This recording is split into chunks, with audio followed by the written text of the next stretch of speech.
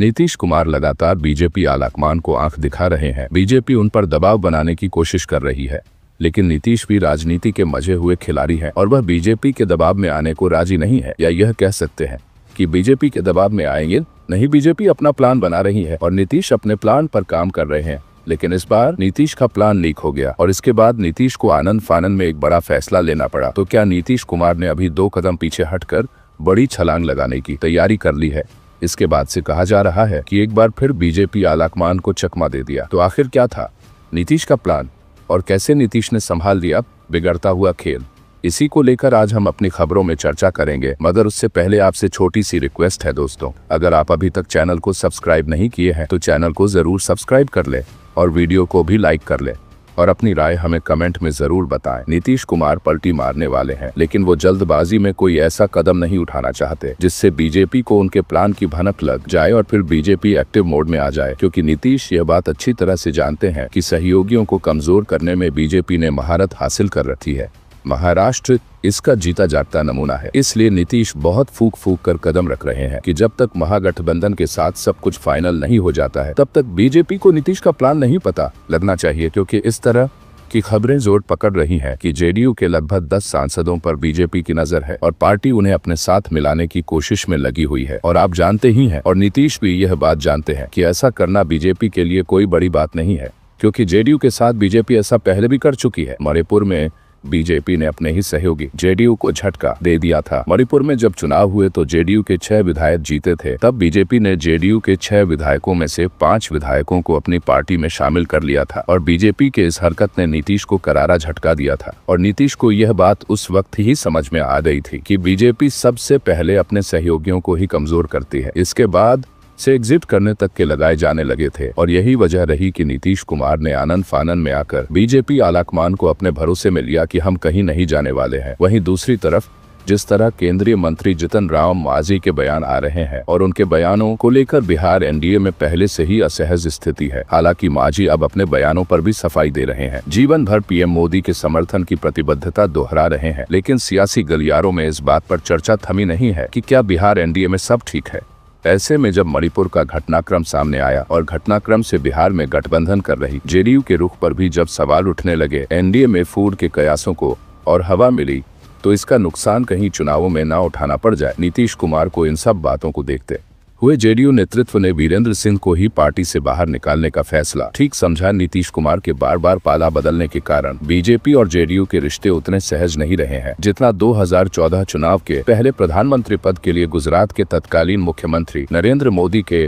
BJP को अगर ये पता चल गया कि नीतीश साथ छोड़ने का मन बना रहे हैं, पलटी मारने का मन बना रहे हैं, तब तो वो तोड़फोड़ करने में देरी नहीं लगाएगी। इसलिए नीतीश धीरे धीरे अपने काम पर लगे हुए थे, लेकिन मणिपुर के जेडीयू अध्यक्ष ने जल्दबाजी कर दी और नीतीश का प्लान लीक कर दिया और उन्होंने मणिपुर में जेडीयू के सरकार से समर्थन वापस लेने का ऐलान कर दिया और एक लेटर भी जारी कर दिया। अब जैसे ही लेटर सामने आया, बीजेपी खेमे में खलबली मच गई। नीतीश कुमार को जानकारी मिल गई कि बीजेपी अपने काम पर लग गई है, इसलिए बीजेपी को चकमा देने के लिए नीतीश को तुरंत आगे आना पड़ा और एक्शन लेना पड़ा और नीतीश ने एक्शन लिया और अपने प्रदेश अध्यक्ष वीरेंद्र सिंह को तुरंत पद से हटा दिया। दरअसल जेडीयू के प्रदेश अध्यक्ष के इस कदम के चलते पटना से दिल्ली तक सियासी अनिश्चितता के बादल गहरा आए। सवाल उठने लगे, कयास लगने लगे कि क्या नीतीश कुमार ने मणिपुर से इस बात की शुरुआत कर दिया कि वह अब जल्दी ही बीजेपी का साथ छोड़ने वाले हैं।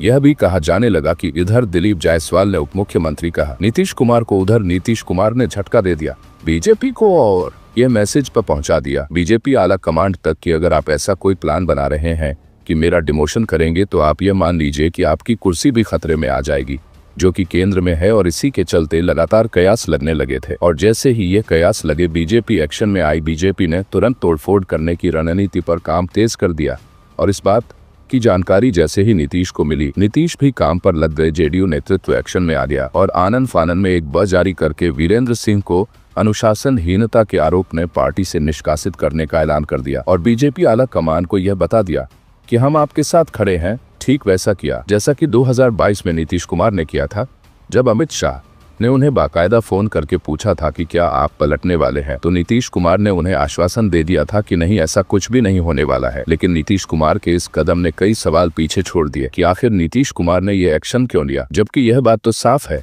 कि नीतीश कुमार और बीजेपी के बीच लगातार दूरियों की खबरें बढ़ती जा रही हैं। नीतीश कुमार के तेवर भी तलक है। सीएम फेस को लेकर दोनों के बीच खींचतान मची हुई है। नीतीश कुमार बीजेपी के नेताओं से बीजेपी आला कमानों से मिलने तक को राजी नहीं है, तो फिर उन्होंने ऐसा क्यों किया? तो इसके पीछे कई सारी वजहें मानी जा रही हैं और उसमें से सबसे बड़ी वजह यही है कि नीतीश कुमार अभी नहीं चाहते कि बीजेपी को उनके प्लान के बारे में जरा सा भी भनक लगे। बता दें कि जेडीयू मणिपुर और अरुणाचल प्रदेश जैसे पूर्वोत्तर के राज्यों के साथ ही केंद्र शासित प्रदेश दिल्ली और अन्य राज्यों में भी मौजूदगी दर्ज कराती रही है, लेकिन पार्टी का जो फोकस एरिया है वो बिहार की राजनीति ही रही है। बिहार के मुख्यमंत्री नीतीश कुमार ही जेडीयू के राष्ट्रीय अध्यक्ष भी हैं।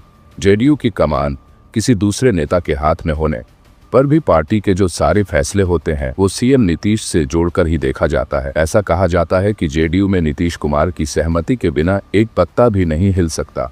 ऐसे में जब मणिपुर से समर्थन वापसी की खबर आई तो वापसी के फैसले को भी सीएम नीतीश से जोड़कर देखा जाने लगा था और कयास तो उनके फिर से पाला बदलने एनएए था से एग्जिट करने तक के लगाए जाने लगे थे। और यही वजह रही कि नीतीश कुमार ने आनन फानन में आकर बीजेपी आलाकमान को अपने भरोसे में लिया कि हम कहीं नहीं जाने वाले हैं। वहीं दूसरी तरफ जिस तरह केंद्रीय मंत्री जितन राम मांझी के बयान आ रहे हैं और उनके बयानों को लेकर बिहार एनडीए में पहले से ही असहज स्थिति है। हालांकि मांझी अब अपने बयानों पर भी सफाई दे रहे हैं, जीवन भर पीएम मोदी के समर्थन की प्रतिबद्धता दोहरा रहे हैं, लेकिन सियासी गलियारों में इस बात पर चर्चा थमी नहीं है कि क्या बिहार एनडीए में सब ठीक है।